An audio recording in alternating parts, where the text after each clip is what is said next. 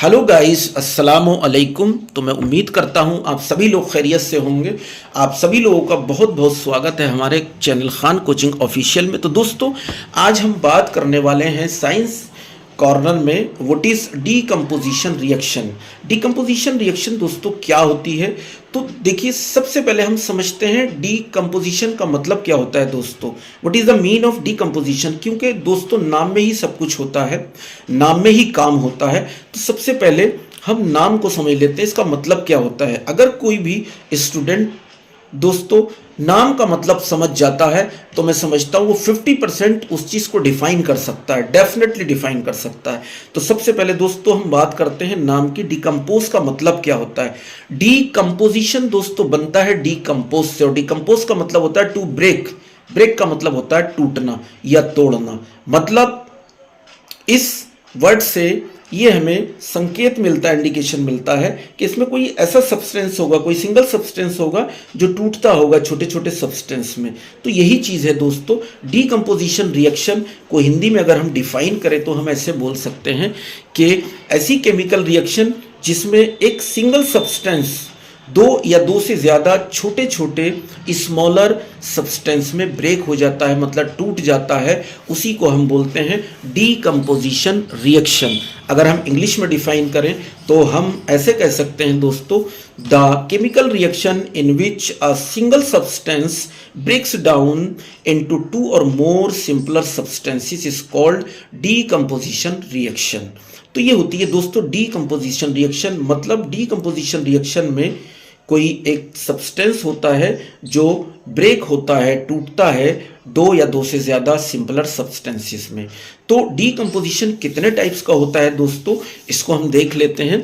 Decomposition दोस्तों 3 types का होता है, और इसी टॉपिक से रिलेटेड एक बड़ा मोस्ट इंपॉर्टेंट क्वेश्चन है दोस्तों, जो हर बार 10th क्लास और सारे कॉम्पिटिटिव एग्जाम में पूछा जाता है। उसको हम डिस्कस करेंगे in the last of the video. तो देखिए, हम डीकम्पोजिशन के टाइप को डिस्कस करते हैं दोस्तों।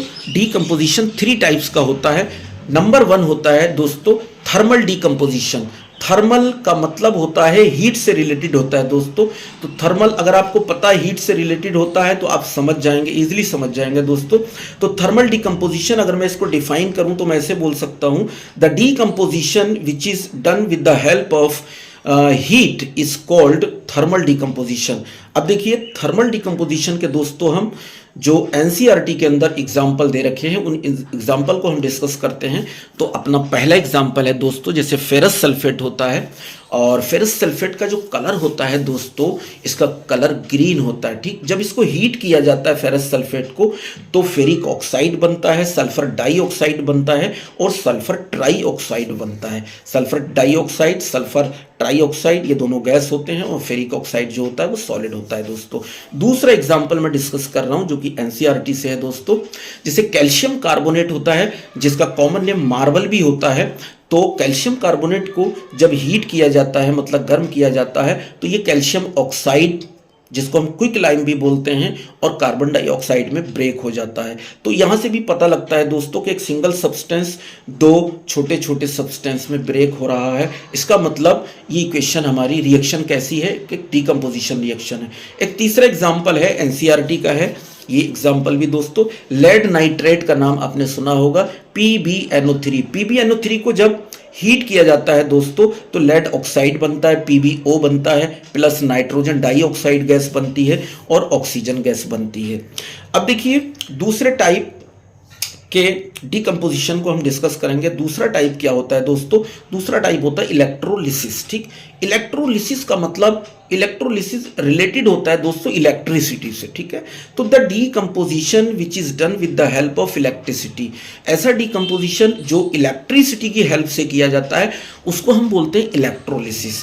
जैसे आपने वाटर का इलेक्ट्रोलिसिस कराया होगा, तो दोस्तों जब वाटर के अंदर हम इलेक्ट्रिसिटी पास कराते हैं ना, तो वाटर जो होता है वो हाइड्रोजन गैस और ऑक्सीजन गैस में ब्रेक हो जाता है, मतलब डीकम्पोज हो जाता है, टूट जाता है।